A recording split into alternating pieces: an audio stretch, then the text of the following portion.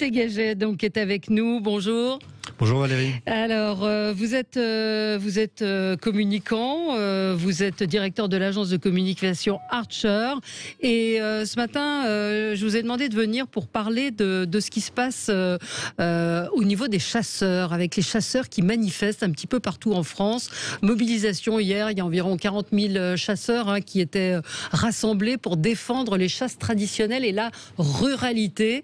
Alors, pourquoi est-ce qu'ils manifestent et est-ce qu'aujourd'hui, la chasse traditionnelle, ça a encore un sens ? Alors, bonjour Valérie. Bonjour. Pourquoi ils manifestent ? On en a tout de suite fait une manifestation très politique, évidemment, en ce début d'année présidentielle. Mais avant tout, c'était une réaction assez spontanée face à deux décisions du Conseil d'État d'août dernier, donc d'il y a un mois. Supprimant les chasses au matol, les chasses aux pandes, qui sont vraiment des petites chasses traditionnelles où on attrape des alouettes dans une cage, où on attrape des merles dans des filets. Ces chasses ont été supprimées parce que non conformes au droit européen, notamment la directive oiseaux. Et en fait, les chasseurs se sont dit, bon alors déjà, c'est un peu compliqué à admettre que un juge hollandais ou autrichien vienne décider ce que fait Jean-Michel, 75 ans, au fond de la Provence. Et surtout, ils se sont dit, et c'est pour ça d'ailleurs qu'ils étaient si nombreux et rassemblés, que si ces chasses-là tombaient, après, c'était toutes les autres chasses traditionnelles, puis moins traditionnelles, qui allaient tomber petit à petit. Et donc, une certaine identité de la ruralité, de la campagne qui a été menacée. Antoine nous dit hier, j'étais à la campagne, ils se sont lâchés. Ça tirait dans tous les sens. Il y a quand même aujourd'hui une vraie rupture entre une population, parce qu'on parle de la ruralité, qui aspire à vivre tranquillement, et avec des chasseurs qui, aujourd'hui, n'ont peut-être pas les comportements adéquats. Écoutez, sur les 1 million de chasseurs, c'est pas exclu qu'il y en ait 1% de mauvais chasseurs ou de gens qui ont des mauvais comportements, mais comme toute frange de population, comme dans toute activité, finalement, c'est une activité assez peu accidentogène. C'est une activité surtout qui est peut-être le dernier. Il y a quand même chaque année des morts. Il y a chaque année des accidents. C'est en énorme baisse depuis 50 ans et la fédération, tant nationale que les fédérations départementales travaillent dessus. Mais c'est surtout un des derniers lieux de vie sociale. Il y a 36 000 communes en France. Faut pas exagérer, il y a 80 000, aller au café. Il y a 80 000 sociétés de chasse. Non, mais je parle d'activités sociales à la campagne. Les ACA, les sociétés de chasse, ça fait vraiment partie des dernières associations dans des petits villages qui sont très actives, qui mélangent les générations. C'est aussi ça que les gens sont venus défendre. C'est une idée de vivre à la campagne. Vous pouvez marcher, vous n'êtes pas obligé d'avoir un fusil ou de mettre de la glu sur les branches. Alors, la chasse au gluot, c'est intéressant. On va parler de ces chasses traditionnelles, justement.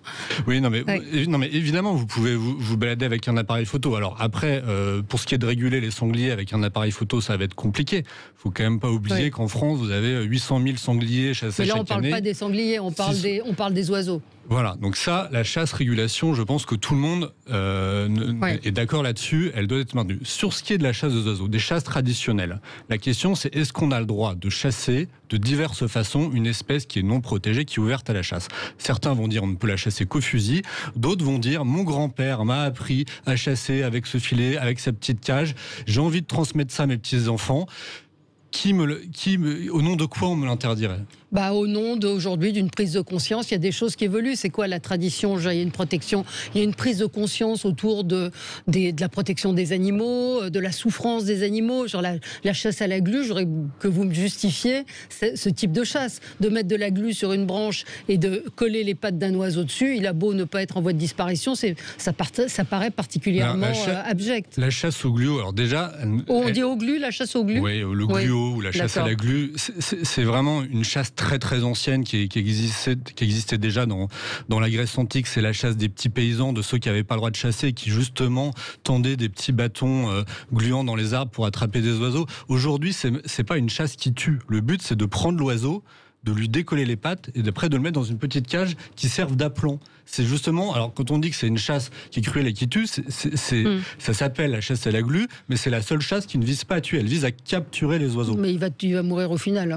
Non, ils sont relâchés en fin d'année. Mais Les appelants, souvent, ils servent à appeler d'autres oiseaux. Mais l'ennui, c'est que si vous dites ça, vous dites la même chose pour les palombières dans les Landes. Les gens qui attirent les pigeons avec d'autres appelants, vous dites la même chose pour les hutiers, ceux qui attirent des canards sauvages avec des appelants. Dans ce cas-là, vous avez toutes les chasses qui vont tomber petit à petit. Est-ce que la tradition, c'est la meilleure des justifications? Parce que la tradition, elle évolue. Il y a des tas de choses qu'on faisait avant et qu'on ne fait plus aujourd'hui. Est-ce que c'est un bon argument, la tradition? Certains pensent que pour être heureux, il faut qu'il n'y ait plus aucune identité rurale, plus aucune tradition. D'autres, au contraire, pensent que c'est ça qui maintient du lien social et ça fait aussi partie du patrimoine culturel. Ce qui était assez intéressant, je trouve, c'est que Willy Schran, justement, le président de la Fédération nationale des chasseurs, il n'est pas allé sur des choses techniques, il n'est pas allé sur la régulation. Il a dit, nous, on est des gens heureux et on veut juste continuer de l'être. C'est aussi une question démocratique. C'est est-ce que tout ce que je n'aime pas doit être interdit. Il y a des gens qui considèrent qu'aller tirer un lapin et qu'un enfant de 4 ans voit un lapin mort, c'est extrêmement cruel, extrêmement traumatisant. Il y en a d'autres qui pensent que passer une après-midi derrière la PlayStation, c'est extrêmement traumatisant, extrêmement cruel. Chacun a des visions différentes de ce que peut être un bonheur un samedi après-midi, de ce qui peut être bien pour ses enfants. C'est aussi une question de tolérance. C'est pas parce qu'on n'aime pas quelque chose qu'on doit forcément l'interdire. Alors nos auditeurs sont très mobilisés. Monsieur, la différence, c'est que la glu, ça tue d'autres oiseaux non visés, pas via des palombières. On a super la chasse, impossible de se promener dans les bois ni dans les champs, bien sûr le week-end et le mercredi. Camille nous dit, mon père est chasseur, juste un fusil et son chien, jamais je n'ai eu peur, sauf ces dernières années où on est beaucoup moins vigilant. Et la chasse à la glu en attirant d'autres oiseaux, je trouve ça sadique et malsain. D'autres nous disent, laissez-nous tranquilles, parisiens, restez chez vous et essayez de comprendre ce qui se passe en ruralité. Il y a une vraie, aujourd'hui, on sent qu'il y a une coupure, elle a toujours existé, il y a toujours eu des anti-chasses, mais cette prise de conscience, on le voit avec Loïc Dombreval, le député qui est très engagé pour la cause des animaux, on voit que le parti animaliste aussi fonctionne. Donc je pense qu'on essaie d'enfermer les chasseurs dans une problématique de bien-être animal. Alors c'est une vraie question philosophique. Est-ce qu'on peut aimer des animaux et les tuer? C'est-à-dire qu'il y a un chasseur, il peut aller se lever à 5h du matin, approcher dans les bois sans bruit, tuer un chevreuil. C'est pas pour ça qu'il aime pas les chevreuils. Dans ce cas-là, le petit berger qui élève des agneaux, et on va quand même manger les agneaux, vous n'allez pas dire que c'est un sadique qui élève des agneaux juste pour les tuer. Dans ce cas-là, vous allez remettre beaucoup de questions. C'est-à-dire que après, vous pouvez poser la question le poney dans un poney club qui passe toute sa journée au box et qui est monté que 2 heures par semaine. Est-ce que c'est conforme au bien-être animal? C'est aussi tout un rapport aux animaux qui est en train de changer. Qui est en train de changer, oui. Mais qui est en train de changer. Pourquoi? Qui est aussi en train de changer. Quand vous dites la majorité des Français a changé, pas forcément en fait, si vous voulez. Les activistes animalistes, ils sont très bons parce qu'ils sont très mobilisés sur les réseaux sociaux, parce qu'ils ont des grands réseaux médiatiques. Finalement, mais qui trouve écho. C'est pas le fait de vous. Moi, je peux publier 50 tweets où je parle de mon micro, personne va me relayer. Là, mais si vous aviez 1 million de chasseurs, c'est le nombre à peu près de personnes qui aujourd'hui détiennent leur permis de chasse, qui étaient sur Twitter toute la journée, on n'aurait pas du tout la même vision médiatique de cet échiquier. Le fait est que ce sont des gens, soit un peu plus âgés, soit un peu plus ruraux, qui sont beaucoup moins sur les réseaux sociaux et qui donc ont moins ces relais-là. Donc vous avez une loupe, c'est très déformant. D'ailleurs, vous voyez, le même week-end, il y avait une association d'animalistes qui défilait. Ils étaient 20, les chasseurs, ils étaient 60 000. Alors après, la question, c'est est-ce qu'ils vont continuer à se mobiliser, à se rassembler? Aujourd'hui, ce qui est en jeu, c'est cette chasse traditionnelle. C'est ça? C'est pour ça qu'ils manifestent? C'est ce qui a déclenché ces manifestations, mais bien au-delà des chasses traditionnelles. Et d'ailleurs, c'est pour ça qu'il y avait de la solidarité et qu'ils étaient tous là. Et vous aviez toute la rue, les chasses traditionnelles, les chasses classiques. Il y avait même des aficionados de corrida. Il y avait des agriculteurs, il y avait des éleveurs de foie gras, il y avait des bergers, il y avait tout le monde. C'est parce qu'en fait, ils sont conscients que ce que cherchent les animalistes ou certains opposants écologistes un peu plus radicalisés, c'est une stratégie de domino. C'est-à-dire que si vous faites tomber les matoles, les pentes, après le déterrage, c'est pas sympa de déterrer un renard dans un terrier, et puis après la palombière, et puis après l'appelant, et puis après la chasse à courre, et puis après peut-être que la chasse où vous tuez un canard, vous en blessez un, et tout va tomber petit à petit.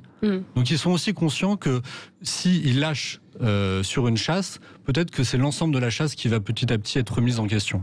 Merci beaucoup Timothée Gaget d'être venu ce matin sur Sud Radio, directeur de l'agence de communication Archer, donc de nous avoir expliqué un petit peu les enjeux de ces manifestations de chasseurs, et c'est une question effectivement assez complexe, on le voit même dans nos auditeurs, les gens sont assez partagés. Merci à vous. Merci, On se retrouve dans un